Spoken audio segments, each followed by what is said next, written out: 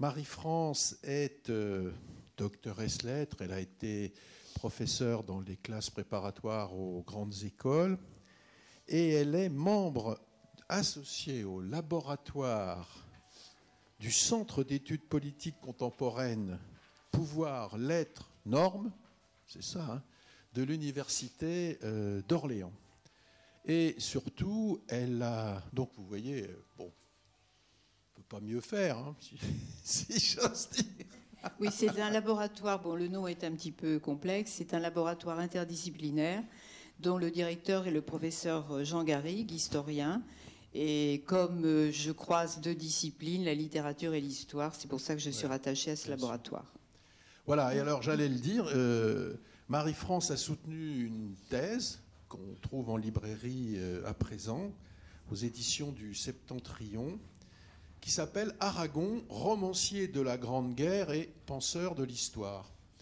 Alors, on ne pouvait pas la voir ce soir, puisqu'on ne peut pas vendre dans le cadre de l'Hôtel de Ville et de ces soirées de l'Hôtel de Ville. Mais enfin, si ça vous intéresse, vous pouvez approfondir plus généralement ce qu'elle va nous dire ce soir. Mais je te laisse la parole, ma chère Marie-France. Merci encore de ta présence. Le Jaurès d'Aragon par Marie-France Boiron. Bon, merci d'abord à la mairie, à l'Hôtel de Ville de Paris de nous accueillir. Merci à vous d'être là et puis merci à la Société des Amis d'Aragon de m'avoir invité. Donc effectivement, je vais essayer de vous expliquer, de montrer comment un romancier, Louis Aragon, s'est saisi d'un personnage historique majeur, Jean Jaurès, et comment il l'a mis en roman. Ce cycle de conférences qui se clôt ce soir est placé sous le signe de mémoire de la Grande Guerre. Comme vous le savez sans doute, Aragon a fait cette guerre. Hein, il fait partie de la classe 17, mais Aragon n'a pas écrit en guerre.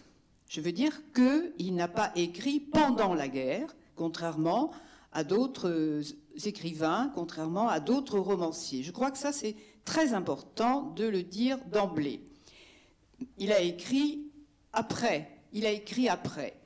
Pourquoi n'a-t-il pas écrit en guerre? Il a même dit « J'ai traversé la guerre 14-18 sans écrire un mot sur elle ».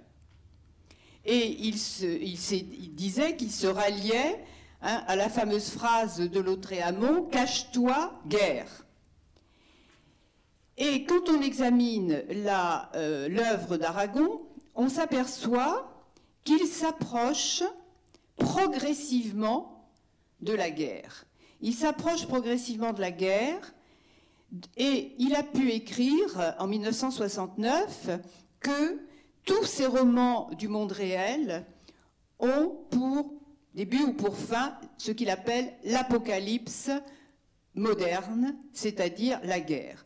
Donc il est intéressant justement de voir comment, pour se situer justement dans cette problématique mémoire de la Grande Guerre, comment Aragon s'approche progressivement de la guerre.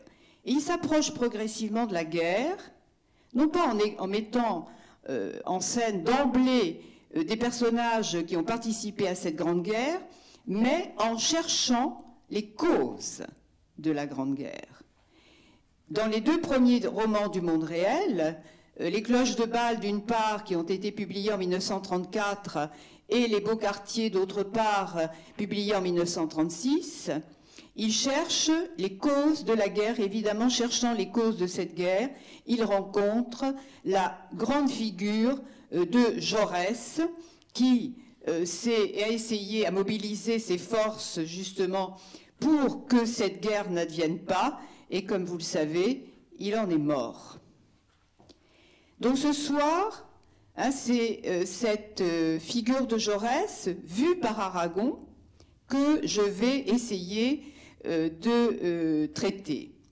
en sachant que, et ça aussi c'est un point qui me semble extrêmement important pour comprendre ce que je vais essayer de démontrer, c'est que les deux romans d'Aragon se situent d'une part 1911-1912, pour ce qui concerne les cloches de Bâle. Ce titre est lié très exactement au congrès de Bâle, congrès de l'Internationale socialiste qui s'est tenu à Bâle en 1912 et auquel Jaurès a participé. J'y reviendrai tout à l'heure. Mais son roman, le roman d'Aragon, est écrit dans les années 33-34. Vous voyez donc, si vous voulez, deux strates temporelles. Quant au second roman que je vais évoquer, Les Beaux Quartiers, écrit en 1936, il évoque la période 1913, notamment le moment où est votée la loi de 3 ans, la loi qui porte à 3 ans le service militaire et qui a pu être considérée comme un pas important justement dans la mobilisation des forces de guerre. Je veux dire par là, si je vous donne ces précisions, c'est parce que nous aurons pour comprendre, si vous voulez, comment Aragon organise ses romans et ce qui s'y joue très exactement, il faut sans cesse avoir en mémoire ce temps que l'on peut qualifier de temps feuilleté. Vous voyez ? C'est-à-dire que la figure de Jaurès dans Les Cloches de Bâle n'est pas exactement la même que celle de Jaurès dans Les Beaux Quartiers, parce que Aragon lui-même est militant politique. Il fait partie du Parti communiste français et la représentation que le Parti communiste français lui-même a de Jaurès bouge, et surtout, la politique menée par le Parti communiste change par rapport aux socialistes. Car en 1934, on est encore dans une politique de classe contre classe, alors qu'en 1936, c'est une politique qui vise l'union et qui débouchera sur le Front populaire. Donc c'est une des raisons, entre autres, pour lesquelles la figure de Jaurès bouge. Bien. Alors, ce que je vais vous montrer, c'est tout d'abord, justement, ce qu'Aragon fait de ce personnage historique dans ces deux romans, en le confrontant à un certain nombre de personnages qui, eux, sont des personnages de fiction. Et puis j'essaierai également de vous montrer, et en tant que littéraire, c'est ce qui m'a énormément intéressé, c'est comment, notamment dans Les Beaux Quartiers, l'art oratoire jaurétien anime, au sens quasiment étymologique du terme, la prose aragonienne. Car je crois que les deux, Jaurès et Aragon, étaient des personnages, comme vous voulez, qui étaient fous de mots. C'est ainsi qu'on a désigné Aragon, on pourrait aussi le dire de Jaurès, dont l'éloquence était absolument extraordinaire. Alors, dans un premier temps, nous allons voir comment Aragon utilise un certain nombre de déclarations de Jaurès et comment il je ne dirais pas il les manipule, mais ce qu'il en fait dans ses romans. Je dis bien ce qu'il en fait. On n'est pas là face à des manipulations grossières, puisque les propos qui sont prêtés à Jaurès sont prononcés par des personnages romanesques. Évidemment, il n'est pas question de dire que ce que dit tel personnage, c'est la pensée de l'auteur, pas du tout. Sinon, alors là, on irait très très loin. Mais il y a un certain nombre d'ambiguïtés, et justement, ce sont ces ambiguïtés que je voudrais vous faire découvrir. C'est la raison pour laquelle, et je remercie Bernard, j'ai souhaité qu'il y ait un exemplier, c'est-à-dire des citations, pour bien voir, parce que parfois ça se joue, si vous voulez, ça se joue d'une manière extrêmement subtile. Et donc il faut que vous pourrez relire ça éventuellement si la conférence vous a intéressé, vous pourrez relire ça chez vous, mais ça se joue parfois au niveau d'un adjectif ou quelque chose comme ça. Alors, les premiers, disons, la première utilisation qui est faite des discours de Jaurès concerne la politique en matière coloniale. Alors pourquoi? Eh bien, parce que, cherchant les causes de la Grande Guerre, comme j'ai dit tout à l'heure, Aragon n'aborde pas cette réflexion par ce qu'on pourrait imaginer, c'est-à-dire la montée des nationalismes. Pas du tout. Ça ne veut pas dire qu'il ne parle pas du nationalisme, hein, bon, ou des nationalismes. Mais Aragon, à la suite d'ailleurs d'un certain nombre d'historiens, et même en avance par rapport à un certain nombre d'historiens, pense finalement que les causes de la Grande Guerre sont liées à des conflits impérialistes où les données financières, où la finance joue un rôle extrêmement important. Et donc, nous avons tout d'abord dans les cloches de Bâle, qui évoquent non seulement le congrès de Bâle, mais aussi une grève des taxis qui a eu lieu en 1911. Et Aragon lui-même, en tant que journaliste, a suivi une autre grève de taxis en 1934, donc il sait un peu quels sont les enjeux dans le cas d'une grève des taxis.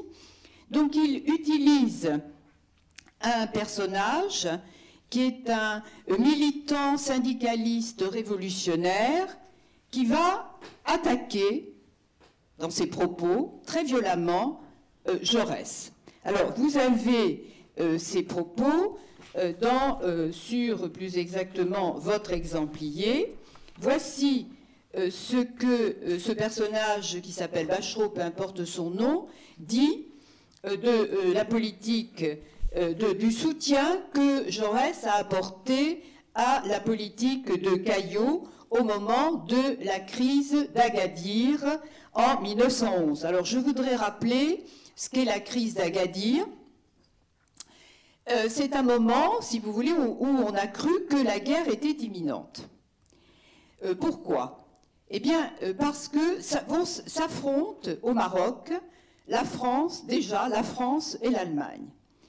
La France, à la suite de la défaite de 70, à la suite de la perte de l'Alsace et de la Lorraine, va, je dirais, se construire un important empire colonial. Elle avait déjà commencé avec l'Algérie en 1830, hein, et elle a dévisé notamment sur le Maroc. Hein. C'est la politique de Jules Ferry, hein, dont vous avez bien sûr entendu parler. Bien.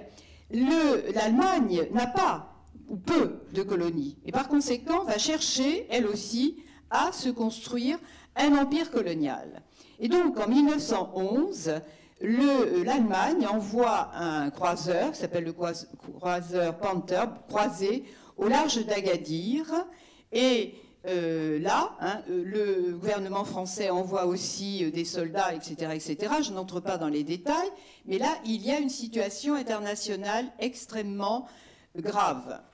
Le ministre des Affaires étrangères, qui est à l'époque Caillaux, essaie, par la diplomatie, de régler le conflit. Et on arrivera à des accords, à savoir que la France aura les mains libres au Maroc, hein, où elle va établir, comme vous le savez, un protectorat, mais elle donne en échange à l'Allemagne, évidemment les nationalistes vont monter au créneau, vous imaginez bien, elle donne à l'Allemagne une partie du Congo. Voilà exactement la situation. Et donc, ce personnage du roman, qui donc, j'insiste, hein, est un syndicaliste révolutionnaire, voilà ce qu'il dit de Jaurès. D'abord, il, c'est-à-dire Jaurès, approuvait Caillaux de ses marchandages avec l'Allemagne. Il ne voulait seulement pas qu'on y allât trop fort en Afrique pour faire des affaires, mais qu'on se glisse en douce chez les nègres. Ah, tu parles d'un socialiste. Attaque, vous voyez, hein, forte. Alors, quand on regarde très exactement ce qu'a dit Jaurès, on s'aperçoit que la première partie de l'assertion est quasi exacte, ce qui donne de la crédibilité à la seconde. Je veux dire par là que Jaurès a bien soutenu, effectivement, l'accord conclu par Caillaux, l'accord franco-allemand, par lequel la France, donc, comme je le disais à l'instant, cède une partie du Congo à l'Allemagne contre la garantie d'avoir les mains libres au Maroc. Bien entendu, on ne demande absolument rien aux populations locales. Hein. Les populations locales doivent s'accommoder finalement de ce partage, n'est-ce pas, entre les grandes puissances impérialistes. Dans un article publié dans l'Humanité, qui est son journal, je rappelle quand même que l'Humanité c'est le journal d'abord de Jaurès, qui intitule Un curieux discours, Jaurès commente les déclarations de Caillaux et il en dit ceci, que dans ces déclarations se mêlent des formules surannées du passé et des idées d'avenir.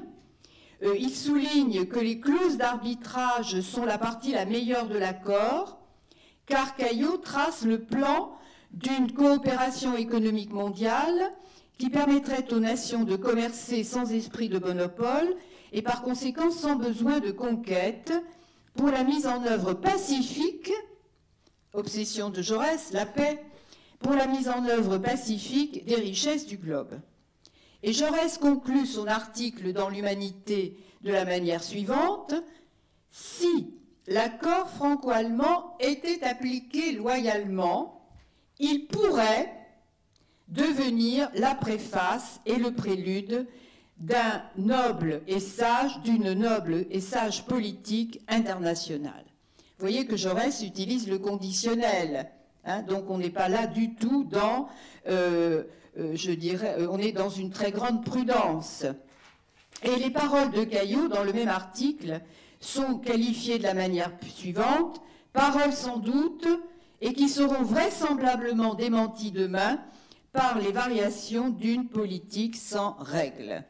Donc vous voyez ici que les propos de Jaurès, hein, évidemment, n'ont rien, ne correspondent guère aux propos de ce personnage romanesque. C'est-à-dire que Jaurès n'est pas, je dirais, un suppôt du lobby colonialiste. Et quand on regarde les autres discours qui ont été prononcés par Jaurès en 1911, hein, c'est-à-dire donc qui sont contemporains de l'article que je viens de citer, eh bien on s'aperçoit que Jaurès s'insurge contre la politique qui est menée au Maroc, qui est une politique de spoliation, et il dit, et vous allez voir justement comment ça a été utilisé dans les propos de Bachereau, par la puissance de son rôle méditerranéen, par la longue frontière algérienne qui la met en communication avec le Maroc, la France pouvait lentement, discrètement, faire pénétrer au Maroc l'influence française de la civilisation européenne. Et vous voyez comment, dans le propos de Bachereau, ça veut dire se glisser en douce chez les nègres. Et quand le protectorat viendra en discussion devant les députés, Jaurès n'aura de cesse de dénoncer ce qu'il appelle la politique de rapine et de conquête. Et il demandera à la Chambre d'écarter le traité de protectorat qui lui est soumis, et il va poser une question essentielle: de quel droit prenons-nous le Maroc? Où sont nos titres? Où sont nos titres? Vous voyez donc que le personnage, Bachereau, déforme les propos de Jaurès. Alors la question est, quelles sont les intentions du romancier? Et c'est là que les choses se compliquent. Le narrateur ne dément absolument pas les propos de ce personnage. Bon. Mais dans le roman, ce personnage apparaît comme un peu excité, tenant parfois, même souvent, des propos quelque peu outranciers, et lors de la grève des taxis, au cours de laquelle il va être blessé, quand il va sortir de l'hôpital, eh bien, ce personnage va se trouver seul, finalement. Il ne va plus s'engager dans une action syndicale collective. Voyez ? Donc, à ce moment-là, on s'aperçoit que le texte aragonien plonge le lecteur dans la perplexité. Et quand j'utilise le mot perplexité, je ne lui donne pas du tout un sens péjoratif, loin de là, je lui donne son sens étymologique. Hein, c'est-à-dire quelque chose qui est un peu emmêlé, mais perplexe, hein, quelque chose, des éléments qui sont enchevêtrés, hein, et donc qui finalement posent davantage de questions qu'elles n'apportent de réponses. Bon, il n'en demeure pas moins qu'on peut s'interroger quand même, hein, sur le fait que Aragon ait placé ses propos dans la bouche d'un personnage et se demander si lui-même, Aragon, militant communiste, n'a pas de grandes réserves à l'égard justement de Jaurès, parce qu'il a quand même un petit peu, quelque peu approuvé la politique de Caillaux, et surtout, et peut-être plutôt parce que justement, ces propos renvoient à une forme d'ethnocentrisme, hein, la civilisation européenne, comme si elle était la seule. Hein, et vous savez d'ailleurs que justement, il y a eu à la Chambre des députés à ce sujet un certain nombre de grands débats.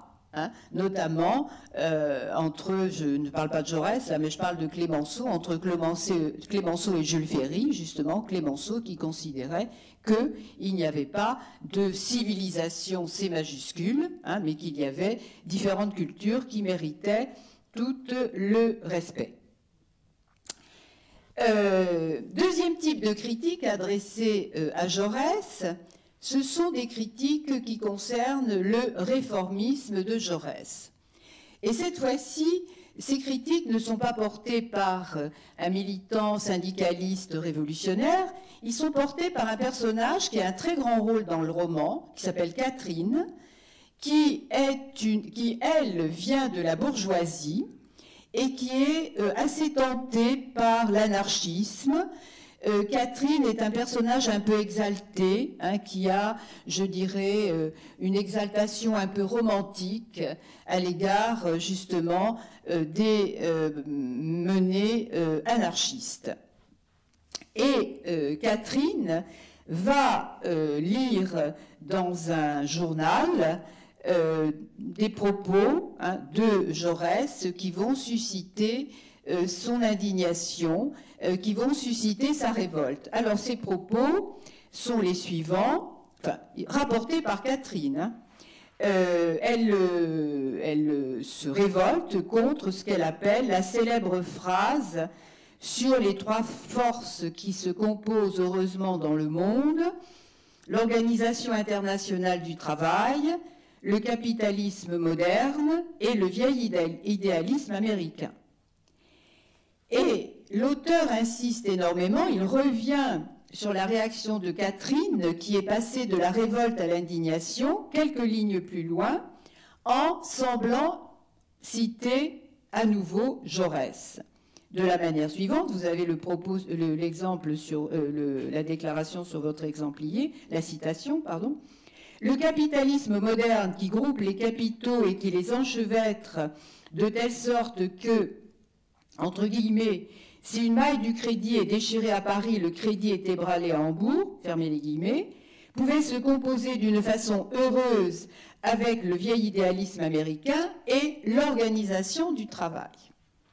Alors, ce qui est mis entre guillemets, effectivement, figure dans une déclaration de Jaurès. Aragon utilise des fragments d'un discours qui a été prononcé le 19 décembre 1911, mais en les déformant. Et vous avez les propos de Jaurès sur votre exemplier. Catherine parle de l'organisation du travail. Dans le discours de Jaurès, regardez de quoi il est question. Jaurès dit ceci: il y a trois forces actives que je caractérise en quelque sorte qui travaillent pour la paix. Obsession majeure. Vous voyez d'abord que Catherine ne parle absolument pas de l'objectif visé, c'est-à-dire la paix. La première, c'est l'organisation internationale de la classe ouvrière. Vous voyez la différence entre l'organisation du travail et l'organisation internationale de la classe ouvrière. Tout à l'heure, je disais parfois, ça se joue au niveau d'un adjectif. Et bien, l'adjectif là qui a été omis, c'est l'adjectif international. Et ce qui a été omis aussi, c'est classe ouvrière. Donc, la première force active, c'est l'organisation internationale de la classe ouvrière dans tous les pays. Il y a dans le monde aujourd'hui une autre force de paix, c'est le capitalisme le plus moderne à l'État organisé, car de plus en plus les intérêts se diversifient, se mobilisent, se mêlent, s'enchevêtrent. Il se fait ainsi un commencement de solidarité capitaliste redoutable quand elle est manœuvrée par des intérêts inférieurs, mais qui, sous l'inspiration de la volonté commune des peuples, peut devenir à certaines heures une garantie pour la paix. Il est une troisième force pacifique, c'est la renaissance de l'Amérique anglo-saxonne, du vieil idéalisme des puritains. Bon, dans les propos de Catherine, il y a un adverbe qui revient, qui est l'adverbe « heureusement », et il y a un adjectif « heureux » qui revient aussi dans ses propos, qui sont tous les deux en italique, et qui peuvent laisser penser qu'il s'agit d'un fragment de discours rapporté. Or, ces deux adjectifs ne figurent absolument pas dans le discours de Jaurès. Et je disais tout à l'heure que Aragon utilisait des stratégies extrêmement ambiguës. Eh bien, nous en avons un exemple ici, dans la mesure où heureuse et heureusement est en italique, on peut penser qu'il s'agit de discours indirects libres. Hein? Mais quel est le sujet d'énonciation? Est-ce que c'est Jaurès? Est-ce que c'est Catherine? Ou bien est-ce que c'est l'auteur de l'article qu'a lu Catherine dans le journal? Bon, on n'en sait rien. Et comme je l'ai déjà dit, dans le propos de Catherine, il y a une omission de taille, c'est l'inscription du discours jaurétien dans une perspective résolument pacifiste. Il y a donc une intention particulière, je crois, là, cette fois-ci, de l'auteur, dans la mesure où un autre personnage romanesque qui s'appelle Victor, dont le prénom à lui tout seul est porteur, je dirais, d'espoir, hein, espoir dans la victoire, qui est un syndicaliste, je dirais, remarquable, qui est un militant socialiste également remarquable, eh bien Victor, c'est celui qui défend Jaurès, mais le narrateur dit « il se montra très faible sur ce sujet ». Donc là, on peut penser que Aragon prend ses distances à l'égard des positions réformistes de Jaurès, qui ne mettraient pas fondamentalement en cause le système capitaliste. Et pour comprendre cette distance à l'égard du réformisme jaurétien, je crois qu'il faut évoquer un concept fondamental de la pensée politique de Jaurès, qui est le concept d'évolution révolutionnaire. Une expression qui est quasiment un oxymore, hein, c'est-à-dire qui met en relation deux termes différents. C'est que Jaurès, et je crois que là c'est une différence fondamentale, si vous voulez, avec la pensée politique d'Aragon, Jaurès pense la révolution non pas en termes de crise brutale, mais en termes d'évolution, préparée graduellement par une collaboration entre un prolétariat organisé et les classes moyennes. Voilà la position de Jaurès en matière de réforme. Il s'agit pour lui, et là je le cite, de réunir autour du prolétariat quelques-unes des consciences les plus nobles et les plus hardies de la bourgeoisie, et ainsi adoucir l'évolution, ménager les transitions, amortir les chocs. Et donc pour lui, le passage du mode de production capitaliste au mode de production socialiste peut se réaliser sans heurts. Alors vous avez une citation sur votre exemplier. Voici ce qu'écrit Jaurès dans un article préface au manifeste communiste de Marx et Engels, publié donc en 1901. L'histoire démontre que des formes diverses et même contradictoires ont souvent coexisté. Longtemps, la production corporative et la production capitaliste ont fonctionné côte à côte. Tout le XVIIe siècle et tout le XVIIIe siècle sont faits du mélange des deux. Et longtemps aussi, le travail agricole et le servage ont coexisté. Et je suis convaincue que, dans l'évolution révolutionnaire qui nous conduira au communisme, la propriété collectiviste et la propriété individuelle, le communisme et le capitalisme seront longtemps juxtaposés. C'est la loi même des grandes transformations. Le concept d'évolution révolutionnaire, dans sa formulation même, annonce bien que Jaurès veut établir un lien entre les réformes et le but ultime. Mais le but ultime, c'est l'instauration d'une société communiste, mais qui ne passerait pas, si vous voulez, par un choc extrêmement brutal, que l'on pourrait nommer les révolutions.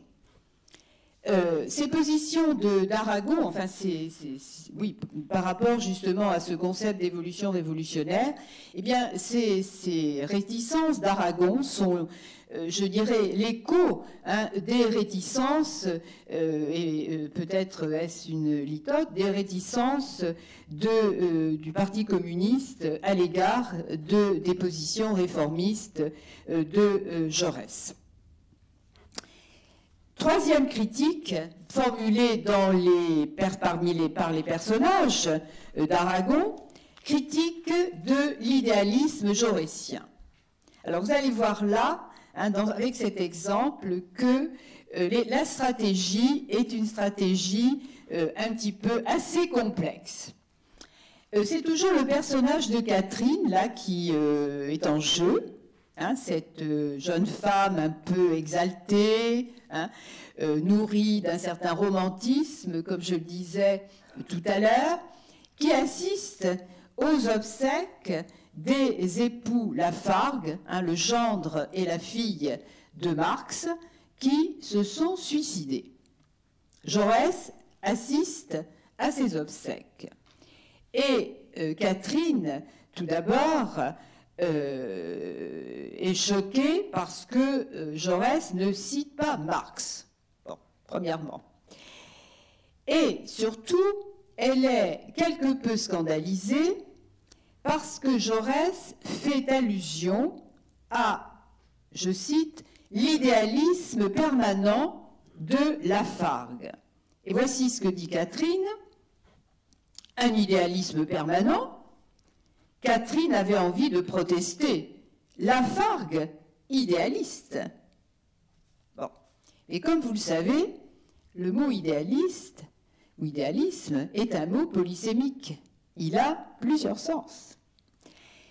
Si l'on regarde le contexte dans lequel est prononcé par Jaurès ce mot idéalisme, on peut penser que là, le mot a le sens qu'on lui donne dans la langue courante, c'est-à-dire la référence à un idéal, la référence à des valeurs. Voici ce qu'a dit Jaurès à propos justement de Lafargue. Avec les vivacités de son tempérament, avec les soudainetés de ses colères ou de ses ironies, il était toujours ramené vers l'action centrale du parti par son dévouement, par un idéalisme permanent et incomparable, par une pensée fervente d'unité socialiste. On peut penser donc ces références à un idéal, à un système de valeurs. Bon, mais quand on voit que c'est Jaurès qui parle et que Aragon a situé cette réaction de Catherine à l'enterrement des époux Lafargue, quand on connaît les relations, et je dirais les débats qui ont eu lieu entre Jaurès et Lafargue, on ne peut pas s'empêcher de penser justement à un débat très important qui a eu lieu entre ces deux penseurs, je dirais, hein, et dans une conférence, très exactement, qui a eu lieu devant les étudiants collectivistes d'Arras, de la salle d'Arras à Paris en décembre 1894. Et là, l'idéalisme jaurésien au sens philosophique et au sens politique du terme s'est développé, a été mis en évidence par Jaurès lui-même, et il y a eu débat parce que la Fargue n'était absolument pas en accord avec cette conception-là. Alors je voudrais justement éclairer un petit peu cela, parce que je pense que c'est quelque chose qui est très important dans la pensée jaurésienne. Quand on regarde le discours de Jaurès publié justement lors de ce débat, Jaurès se réfère explicitement à Marx. Ça, je crois que c'est quelque chose d'important.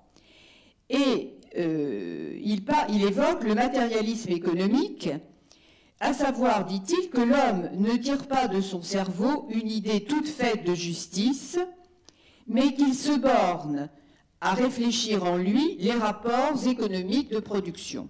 Donc on est là, hein, dans une conformité avec la pensée marxiste. Et Jaurès définit l'idéalisme, et c'est là que les choses commencent à bouger, comme, je le cite, une conception selon laquelle l'humanité, dès son point de départ, a pour ainsi dire une idée obscure, un pressentiment premier de sa destinée, de son développement. Vous voyez, déjà, une idée obscure, un pressentiment. Et bon, je vous passe les étapes de la démonstration, hein, au cours de laquelle Jaurès passe en revue les doctrines de nombreux philosophes, et je ne vous propose que la conclusion, qui est la suivante. Il ne faut pas opposer la conception matérialiste et la conception idéaliste de l'histoire, dit Jaurès.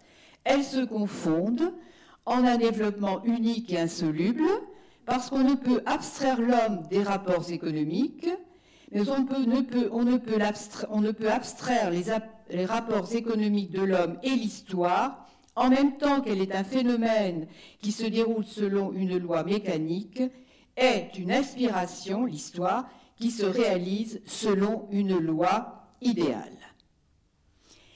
Et la Fargue, lui, défend une conception du marxisme, hein, très orthodoxe, si je puis dire, à savoir que ce sont les nécessités de la production qui conduisent l'humanité et non l'idée de justice consciente ou inconsciente, comme l'a évoqué Catherine, ou plutôt comme l'a évoqué Aragon. Alors, est-ce que Aragon avait connaissance de ce texte de Jaurès? Je ne le sais pas, hein, je n'ai pas trouvé d'informations sur ce sujet. En revanche, il connaissait la dimension, on pourrait dire, spiritualiste de la pensée jaurésienne, puisque au moment où il écrit les Cloches de Bâle, eh bien Jaurès a pu avoir, Aragon, excusez-moi, a pu avoir accès justement à un certain nombre de documents, de textes de Jaurès qui ont été publiés à ce moment-là. Alors, je disais tout à l'heure que le roman nous plonge dans une grande perplexité, hein, dans le sens que j'ai évoqué tout à l'heure. De même que Bachereau est ce personnage, ce syndicaliste révolutionnaire qui sort finalement du roman dans un état blessé, dans un grand état de solitude, eh bien, le personnage de Catherine, comme je vous l'ai dit tout à l'heure, est un personnage très exalté, hein, et qui a une conception très romantique de la politique et donc de l'engagement politique. Donc on peut, je dirais, mettre à distance les réserves que Catherine fait à l'égard justement, ou même les déformations qu'elle introduit dans les propos de Jaurès. Et là, ce qui est très intéressant, c'est que le narrateur lui-même prend la parole en disant que Catherine est par principe hostile aux leaders socialistes, alors par principe, donc vous voyez que tout est critiquable pour elle, et le narrateur ajoute avec un mélange de bonnes et de mauvaises raisons où prédominaient les mauvaises. Vous voyez un peu une sorte de perversité de l'auteur, hein, mais il a quand même placé dans la bouche de Catherine un certain nombre de réserves à l'égard de la pensée de Jaurès. Ces réserves, je dirais qu'elles peuvent également être comprises quand on examine l'organisation générale du roman. Jaurès apparaît surtout dans la troisième partie. Tout ce que je viens de vous dire, c'est surtout dans la troisième partie du roman qui s'intitule Victor, hein, ce personnage que j'ai cité tout à l'heure. Bien. Mais la quatrième partie du roman s'intitule Clara. Et là, si vous voulez, on peut se demander pourquoi la figure de Jaurès s'estompe. Elle apparaîtra encore hein, quand ses propos lors du congrès de Bâle de 1912 seront rapportés. Mais j'émets l'hypothèse que pour le romancier Aragon en 1934, il faut bien préciser cela, cette figure de Jaurès n'est pas une figure socialiste assez forte pour, je dirais, soutenir cette quatrième partie du roman. Et donc Jaurès, la figure de Jaurès est remplacée par une figure lumineuse, hein, de Clara Zetkin, hein, la grande socialiste allemande, hein, dont les yeux bleus sont célébrés, ces yeux bleus qui préfigurent les yeux d'Elsa.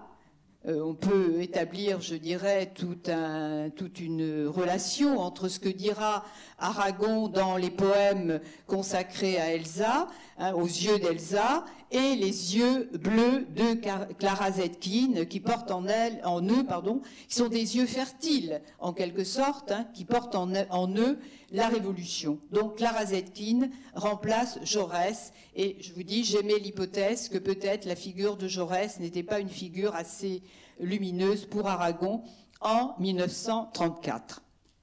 Voilà donc les réserves. Mais il n'y a pas que les réserves. Il y a des choses très positives qui sont reconnues par Aragon dans les prises de position de Jaurès. Et notamment le fait que Jaurès, contrairement à ce qu'on dit souvent, on dit « Ah oui, Jaurès était pacifiste, il en est mort, etc. etc. » La position de Jaurès est beaucoup plus complexe. Jaurès a écrit un ouvrage qui s'appelle « L'Armée nouvelle », qui a été publié en 1911.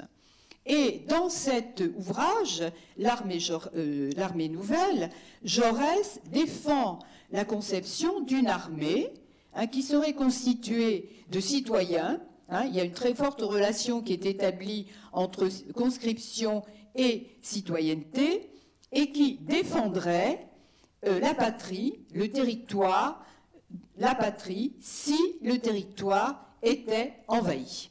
Donc vous voyez que là, il y a quelque chose qui est important à signaler.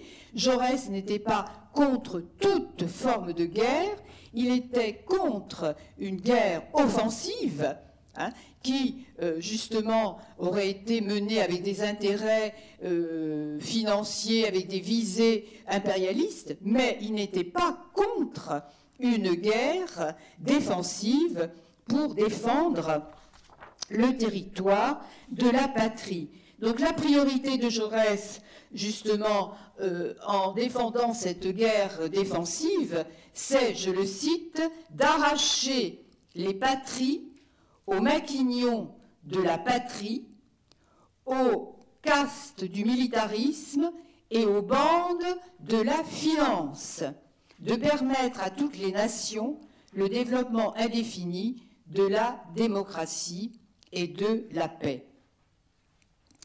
Et dans le contexte de la manifestation de mai 1913, qui a une très très grande importance dans les beaux quartiers, Aragon organise un dialogue entre plusieurs personnages qui reflètent les débats quant à l'existence d'une armée.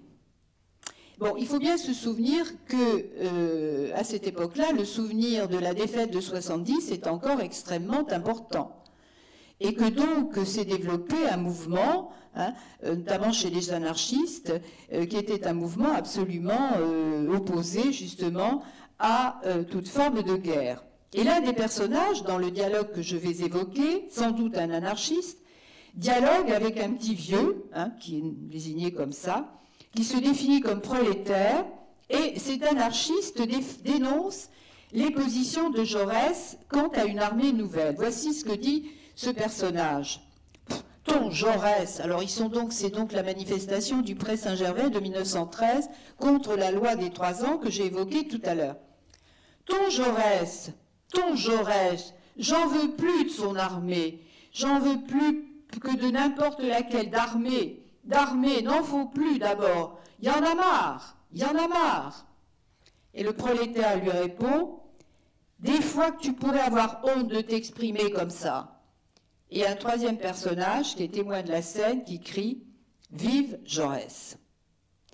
Et le narrateur lui-même, dans un discours que je vais évoquer tout à l'heure en détail, dans un discours exalté sur Jaurès, écrit « Oui, Jaurès, comme toi, nous ne sommes pas contre toutes les armées, fils et frères de Kléber, de Flourens, de Galland, de Marty. » Alors, pour comprendre ces propos, il faut évoquer l'évolution de la position du Parti communiste français en 1936, qui passe d'un antimilitarisme révolutionnaire, dénonçant une armée au service de l'impérialisme français, à la revendication d'une armée républicaine, démocratique.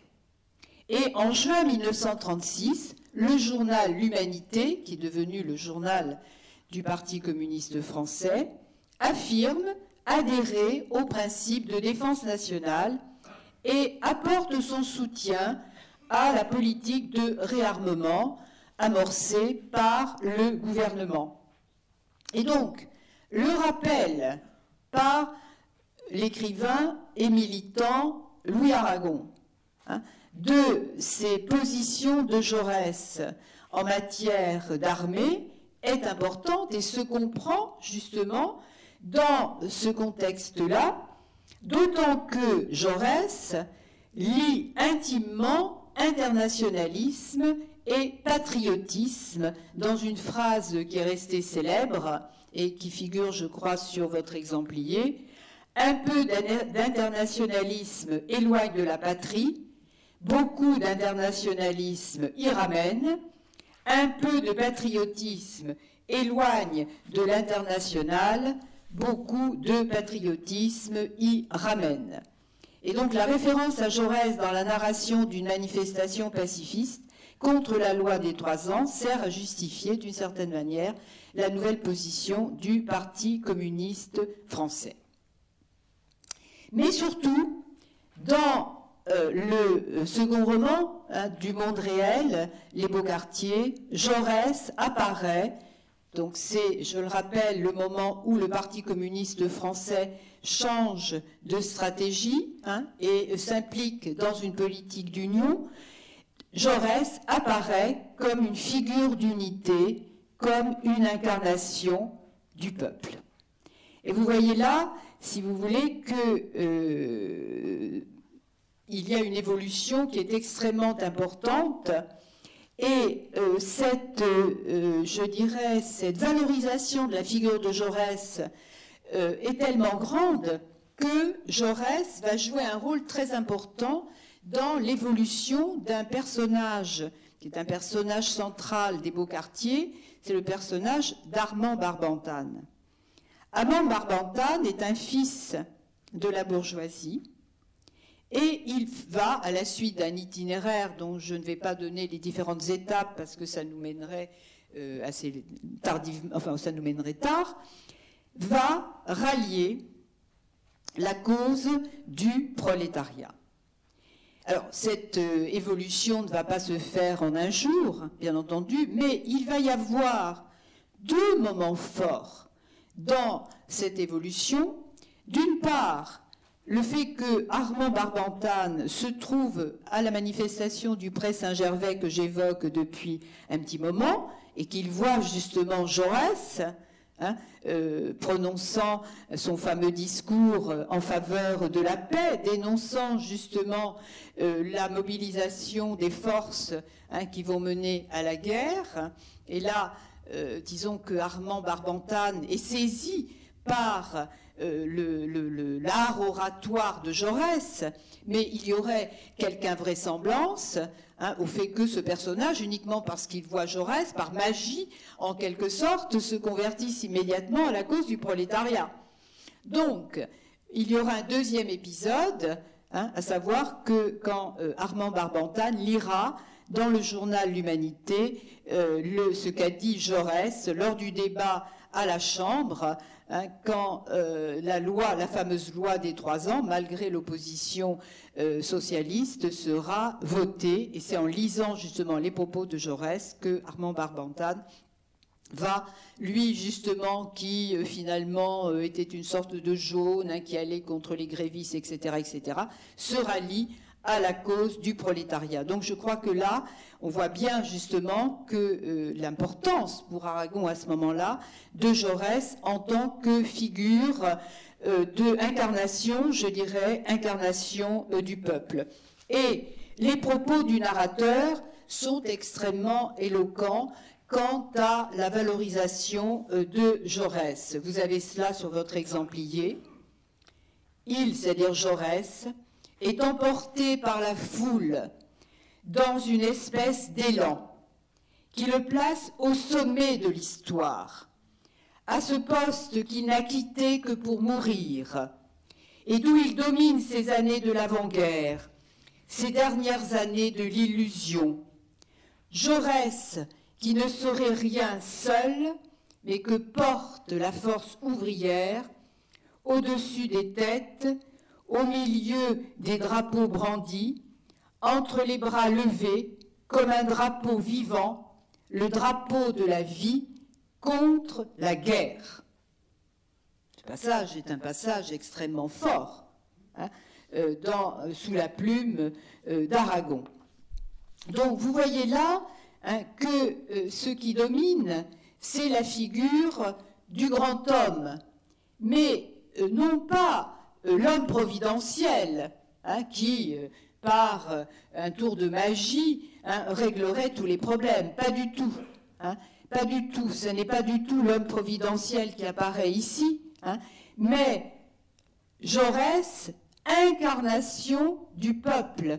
Et là, le mot peuple est à prendre dans son sens politique, c'est-à-dire comme sujet investi d'une mission historique. Et le personnage de Jaurès prend une dimension épique à cette manifestation du Pré Saint-Gervais en 1913. Il apparaît comme une figure d'union. Je crois que c'est important. Nous sommes là en 1936, c'est-à-dire quand on assiste à la montée des fascistes.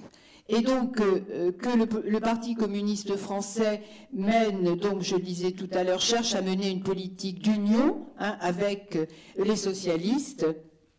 Et on voit là que Jaurès ne se réclame pas justement d'une action individuelle, mais d'une action qui est une action collective. Et voilà pourquoi justement il peut apparaître comme une incarnation du peuple. Ce que je voudrais préciser, c'est que on pourrait dire qu'Aragon est un peu en retard par rapport à son parti, enfin, sans l'être véritablement. Et là aussi, on est, je dirais, dans de grandes ambiguïtés. Car la construction par le Parti communiste d'un Jaurès révolutionnaire date de 1924, très exactement. Elle s'opère dans un contexte de revendication de l'héritage jaurétien, à la fois par les socialistes et les communistes. Et ce contexte de rivalité s'est particulièrement manifesté en novembre 1924, lors du transfert des cendres de Jaurès au Panthéon. Dans l'Humanité du 22 novembre 1924, on peut lire ceci. Si les socialistes n'avaient rien renié de leur passé, c'est à la République ouvrière et paysanne, à la République soviétique de France, que Jaurès devrait appartenir. Et face à la cérémonie organisée par le gouvernement radical d'Édouard Herriot, à la tête du cartel des gauches, je le rappelle, les communistes affirment être les seuls héritiers de Jaurès. Voici ce qu'on peut lire dans l'article du 22 novembre 1924 du journal L'Humanité. Le prolétariat révolutionnaire de Paris ne laissera pas disparaître à jamais le grand assassiné, doublement assassiné dès lors, sans avoir rappelé à la cohue des renégats et des complices du crime qu'il détient seul, Parti communiste, le prolétariat révolutionnaire, l'héritage des pensées d'action et de lutte de classe surgit du solide cerveau de ce grand précurseur. Et l'itinéraire suivi par le cortège communiste prend une dimension symbolique en faisant de Jaurès l'héritier de la Révolution de 1789 et de la Commune. L'itinéraire que nous suivons de la place de la Concorde au Panthéon est pour nous un pèlerinage révolutionnaire, partant de la place de la Révolution, de la rue Saint-Florentin, où s'élevait une barricade en 1871, nous accompagnerons jusqu'à ce qui fut le réduit de la défense de la Commune sur la rive gauche, le Panthéon. Donc vous voyez ici déjà en 1924 la revendication par les communistes d'un Jaurès révolutionnaire. Bon, mais ensuite, les positions réformistes de Jaurès ont été évidemment extrêmement critiquées, hein, et on en trouve donc l'écho dans le roman d'Aragon. Alors je voudrais maintenant vous montrer ce qui m'a particulièrement intéressée, comme je le disais tout à l'heure en tant que littéraire, là c'était un peu l'historienne qui parlait, c'est comment, sous la plume d'Aragon, Jaurès est une voix, c'est une figure d'incarnation. Qu'est-ce que je veux dire par là? Eh bien que Aragon met dans ses propos, dans sa prose, si vous voulez, met en œuvre, met en jeu un art oratoire qui est, je dirais, animé par l'art oratoire de Jaurès lui-même. En particulier, lors de la manifestation donc de 1913 contre la loi des 3 ans au Pré Saint-Gervais.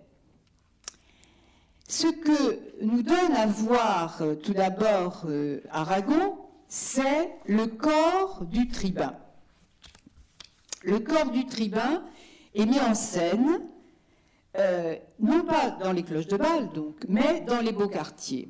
Et Aragon utilise des photos que vous connaissez très certainement, hein, qui ont été prises justement lors de la manifestation du 25 mai 1913 au Pré Saint-Gervais, hein, où l'on voit notamment Jaurès, comme il l'écrit, le poing levé, hein, qui marque de la grandeur de son geste, de la dignité de sa protestation, une époque entière. Et Aragon a compris qu'on ne saurait séparer les paroles de Jaurès de la posture de son corps. Et il joue sur, je dirais, une sorte d'opposition entre le portrait physique de Jaurès, qui n'est guère gâté par la prose aragonienne, et l'extraordinaire éloquence jaurétienne. Alors voici le portrait physique qui n'est pas du tout flatteur. Un homme gros, vieilli, déjà poussif, sanguin, avec sa barbe sel et moutarde, son torse de lutteur et son ventre de bourgeois, son écharpe tricolore et son cœur rouge. Et son cœur rouge. J'insiste, parce que ce cœur rouge, après, n'est-ce pas, les compliments, entre guillemets, faits à Jaurès, eh bien, ce cœur rouge amorce la transfiguration de ce Jaurès que porte la force ouvrière, comme je le disais tout à l'heure, comme un drapeau vivant, hein, le drapeau de la vie contre la guerre. Alors, je n'ai pas apporté cette photo, je pense que vous la connaissez, c'est une photo qui est prise de loin et qui montre Jaurès justement en pleine éloquence. Hein, elle le saisit justement au-dessus de la foule, il est en équilibre hein, sur une calèche qui est une tribune improvisée, c'est une calèche hein, qui sert en quelque sorte de tribune, et il tient à la main la hampe d'un immense drapeau rouge. Bon. Et vous voyez que dans le texte d'Aragon, le drapeau rouge, hein, dont Jaurès tient la hampe, devient l'image de Jaurès lui-même, hein, cette image de Jaurès déjà amorcée avec le cœur rouge. Et ce qui a fasciné Aragon également, hein, évidemment dans ce qu'il en a entendu dire, hein, puisqu'il ne l'a pas entendu, hein, c'est la voix de Jaurès. Et cette voix, elle est traitée d'une double manière dans les deux romans, Les Cloches de Bâle d'une part et Les Beaux Quartiers d'autre part. Jaurès participe à ce congrès de Bâle, donc en 1912, dans la cathédrale de Bâle, hein, et une cathédrale, ça a des cloches. Bon, et les cloches sonnent. Et voici ce qu'Aragon écrit. « Et les cloches de Bâle se remettent à sonner dans sa voix. Tout ce qu'elles ont carillonné dans leur vie de cloche repasse à présent sous ses voûtes avec la chantante emphase de Jaurès. » Et donc, Aragon montre, hein, et c'est quelque chose d'extrêmement saisissant, il montre comment deux chants, en quelque sorte, vont s'affronter. D'une part, les cloches qui ont toujours carillonné, ces cloches qui sont assimilées au tocsin. Elles sonnent quand la guerre est déclarée. Et à ce chant, entre guillemets, des cloches, s'oppose le charme, un autre charme, le charme de l'éloquence jaurétienne, le charme de Jaurès qui se dresse, qui tente de se dresser justement contre les forces de guerre. Et voici ce qu'on lit voici ce qu'on peut lire dans le roman. À propos d'abord de la voix des cloches. C'est une voix d'alarme qui a retenti depuis le Moyen-Âge pour annoncer bien des dangers et des guerres. C'est une voix de désespoir et de panique qui semble dire « il y aura toujours des guerres ». Les cloches prennent irrémédiablement l'accent du tocsin. Elles sonnent la guerre, le danger. Elles ne peuvent pas se déshabituer d'un rôle séculaire. Elles sonnent irrémédiablement, elles prennent irrémédiablement, c'est-à-dire il n'y a pas de remède. Ces cloches-là incarnent, si j'ose dire, ou sonnent une sorte de fatalité, hein, comme si finalement la guerre était absolument inévitable. Et donc, face à ces cloches se dresse, comme je le disais tout à l'heure, la voix de Jaurès, hein, cette voix qui lui vient, je cite le texte, de ce cœur ouvrier qu'il exprime après tout, malgré tout. Jaurès incarne vraiment la lutte contre la guerre. Et voici ce qu'écrit Aragon. Ce sont les mots, MAUX, de l'humanité, faussement conjugués par les religions et leurs rites que l'on entend dans les propos de Jaurès. C'est l'espoir de la révolution qui monte à travers le discours qui s'emballe, balle des mots, balle B-A-L, balle B-A-2-L-E, des sons. Et voyez, vous savez qu'Aragon est un grand poète, hein, c'est non seulement un très très grand romancier, mais c'est aussi un très très grand poète. Et donc, on ne peut pas s'empêcher, si vous voulez, de penser qu'il y a le bal des mots, hein, Il y a des balles des mots dans l'emphase jaurétienne, mais il y a aussi balle des sons, la balle, c'est-à-dire la balle qui tue. Hein. Et donc c'est un Jaurès, autant il y avait un Jaurès épique dans Les Beaux Quartiers, là c'est un Jaurès tragique qui est mis en scène par Aragon dans le roman Les Cloches de Bâle, un Jaurès qui qui a peur d'une possibilité de la guerre, mais qui est fermement persuadé, écrit le romancier, que les ouvriers de tous les pays empêcheront cela. Autrement dit, un Jaurès utopiste, une utopie peut-être fondée sur la puissance de la parole, étant donné l'importance justement conférée à la voix de Jaurès.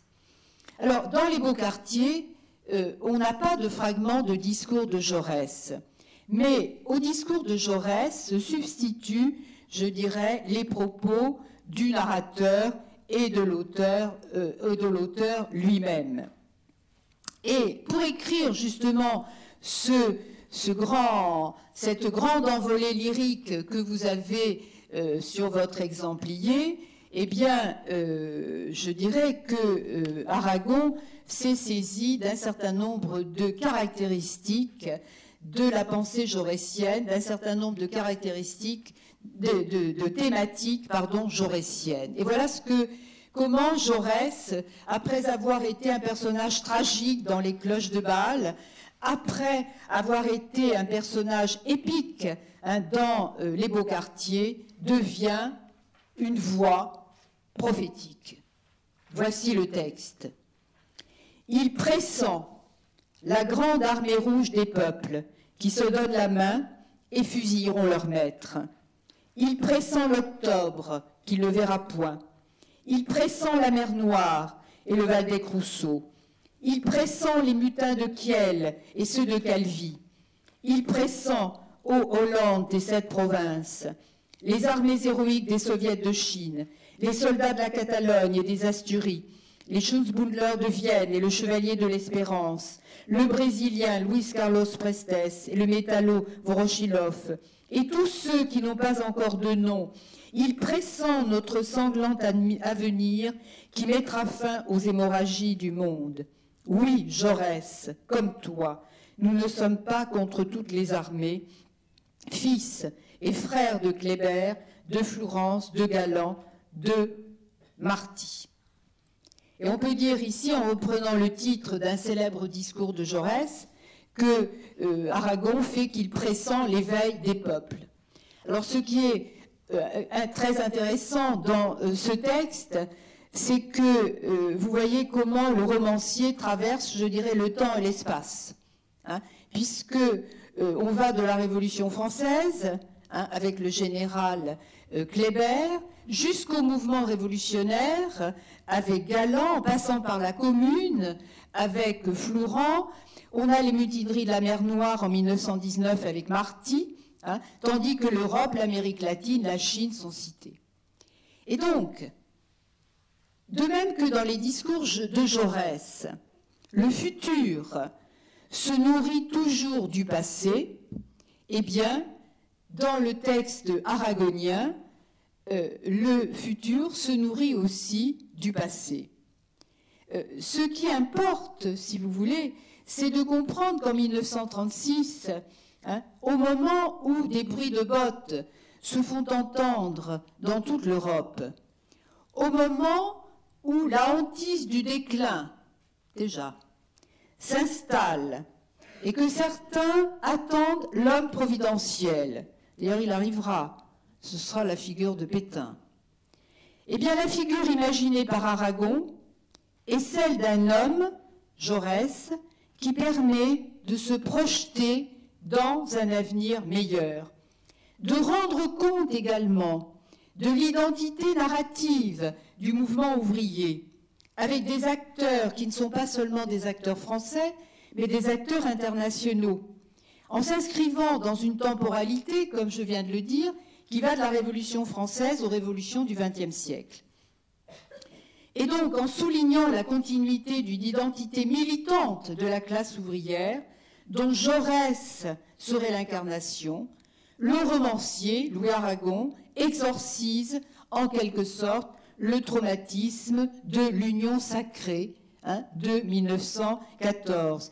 Il exorcise l'accusation récurrente de sociale trahison qui a été portée contre ceux qui ont voté justement en faveur de cette union sacrée, grâce à la figure rassembleuse d'un Jaurès, victime non pas de son pacifisme, mais de sa mobilisation en faveur de la paix.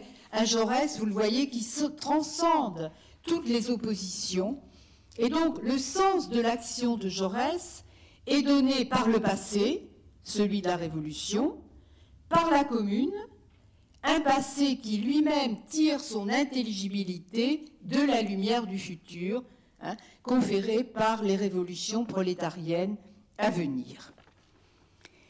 Dans ce texte, comme je l'ai dit tout à l'heure, Aragon se saisit donc de ce lien que Jaurès établit entre le présent et le futur, qui faisait dire à Clémenceau, que vous savez qu'il avait la formule assassine facile, Clémenceau, qui disait qu'on reconnaît un discours de Jaurès au fait que tous les verbes sont au futur. Bon.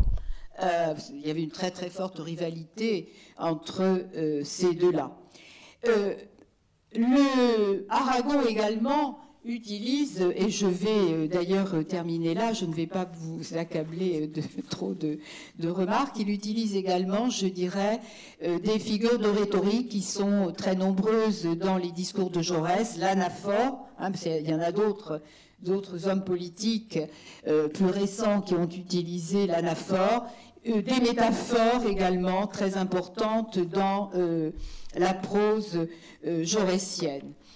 Et donc, je voudrais conclure, si vous voulez, en disant ceci. Vous voyez que le Jaurès d'Aragon, pour laisser du temps éventuellement aux questions, le Jaurès qu'Aragon donne à voir et à entendre comporte, je vais essayer de le montrer, bien des ambivalences.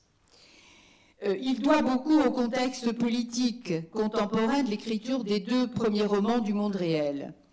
Il est marqué notamment par la revendication communiste d'un Jaurès révolutionnaire. Et donc derrière le romancier, on peut dire que c'est le militant Louis Aragon qui œuvre, notamment dans les beaux quartiers où Aragon veut se prouver qu'il peut écrire une œuvre relevant du réalisme socialiste. Mais au-delà, et Aragon dit que le roman dit ce qu'il dit, mais quelque chose au-delà. Eh bien, je crois que ces deux romans disent autre chose. La fascination d'Aragon, lui, qui, à ce moment-là, a encore bien du mal à se faire accepter par le parti des prolétaires, pour celui qui a su exprimer la révolte des sans-voix, qui leur a permis de croire en un avenir meilleur. Et vous savez que les mineurs de Carmaux, quand ils ont appris la mort de Jaurès, ont dit « On a tué notre Jean ». Je vous remercie.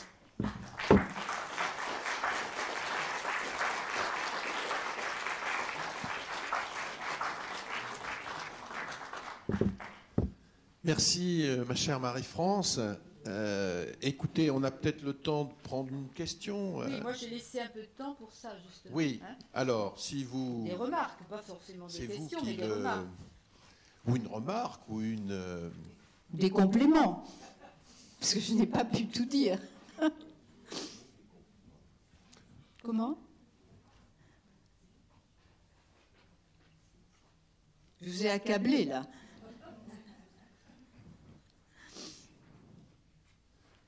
Bon, ben... Attends, la première question, il faut qu'elle... On va passer à la seconde. On va passer à la seconde. Voilà, comme on dit.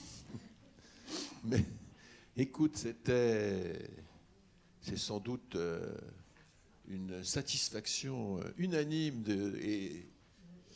devant la conviction que tu as apportée à ton propos et les démonstrations que tu as faites. Oui.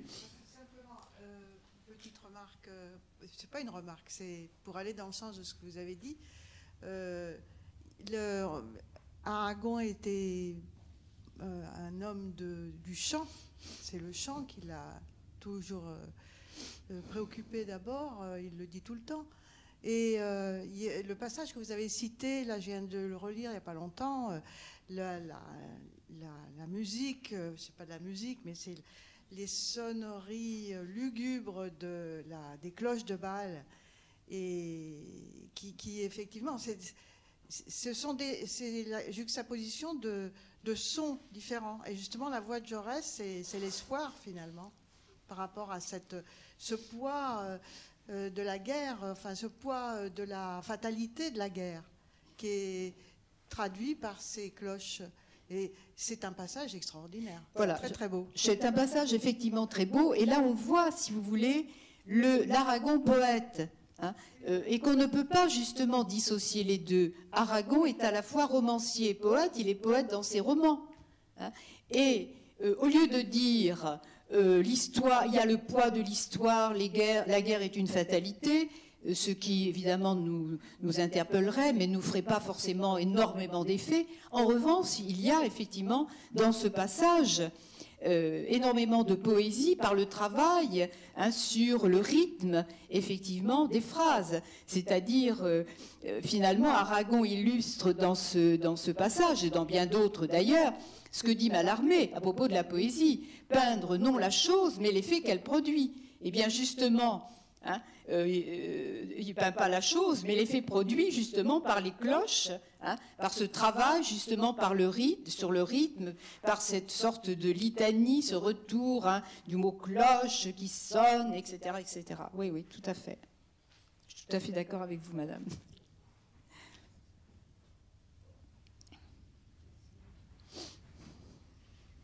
Bon, ben écoutez, merci de votre... Tu laisses pas un petit peu de temps pour que les questions émergent? Non, c'est... Oh là là, non. Il faut toujours du temps pour que les questions montent, émergent. N'hésitez pas à apporter des compléments à ce que j'ai dit, hein. Je ne prétends pas avoir épuisé le sujet, hein. Alors, voilà, madame.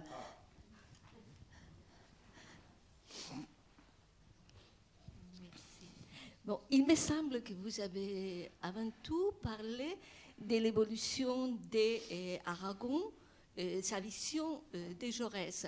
Mais je me demande s'il n'y a pas eu aussi une évolution dans la pensée de Jaurès.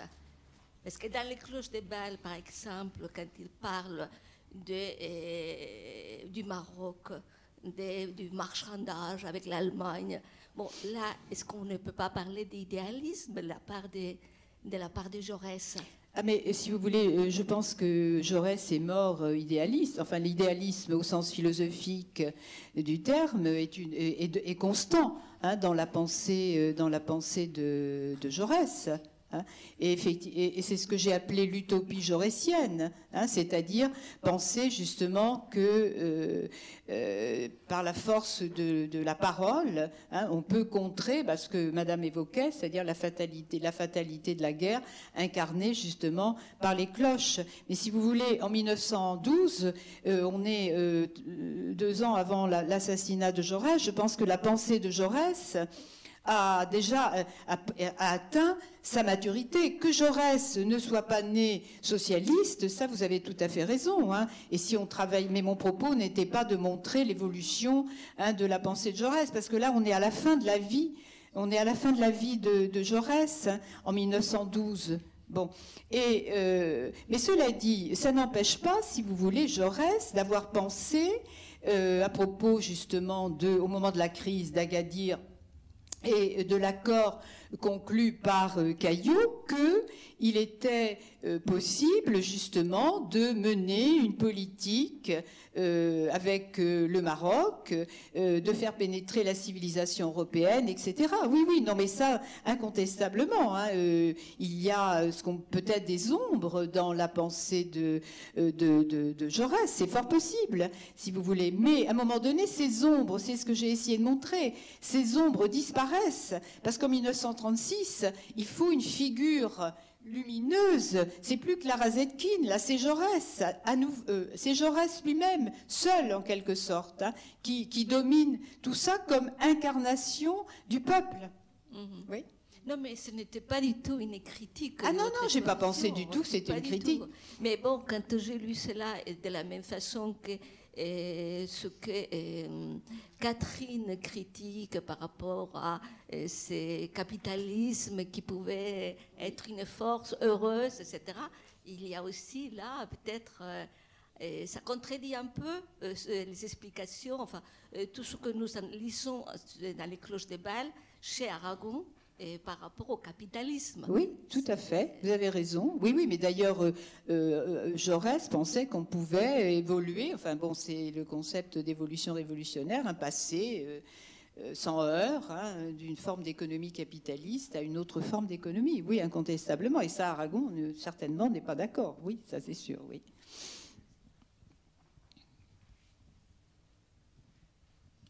C'est d'ailleurs troublant de penser que le concept d'évolution révolutionnaire se trouve une fois utilisé par Marx en 1852, donc peu de temps après le manifeste. Bon, enfin, c'est vrai que c'est une idée qui ne naîtra que plus tard. Mais enfin, c'est pas une invention de Jaurès. Oui. Oui. Oui. Ça, tu vois, je ne le savais pas. Donc, je vais le noter. Merci, Bernard.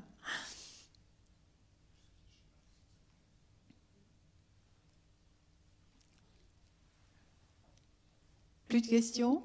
Eh bien, écoutez, merci beaucoup de votre attention. Oui, merci Marie-France. Je voulais juste vous dire que nous reprendrons l'année prochaine, ici même, ce cycle consacré à la Grande Guerre dans les œuvres d'Aragon. Et nous aborderons, nous avons vu les cloches de Bâle, les beaux quartiers, nous avons consacré une journée d'études à Aurélien. Eh bien, il nous reste à voir pour la Première Guerre mondiale les voyageurs de l'Impériale, et puis pour la Seconde Guerre mondiale, les communistes. Et nous ferons ça l'année prochaine. En attendant, si vous sortez, n'oubliez pas de laisser votre adresse mail pour qu'on puisse vous informer sur tout ce qu'on fait à la maison d'Elsa Triolet et Louis Aragon de Saint-Arnoux. Et en particulier, j'attire votre attention sur une conférence qui sera donnée le dimanche, donc voilà, on peut venir, le dimanche 21 mai à 15h à la maison d'Aragon et Elsa Triolet de Saint-Arnoux par Alain Badiou, le grand philosophe, sur le thème Aragon entre l'épopée communiste et le lyrisme amoureux. C'est le titre qu'il a choisi, mais il fera une conférence sur Aragon. Et puis, la veille, le samedi 20 mai, bien, nous aurons un vernissage d'un jeune peintre plein d'avenir qui s'appelle Benjamin Spark. Si vous passez dans le coin, si vous avez des loisirs, eh bien, venez nous... Pardon. C'est l'émotion de voir une personnalité éminente de la DRAC Île-de-France qui me trouble à ce point. Et je le remercie de sa présence au passage. Et je vous remercie bien sûr de votre présence. Et je remercie Marie-France de sa contribution active à cette soirée. Merci.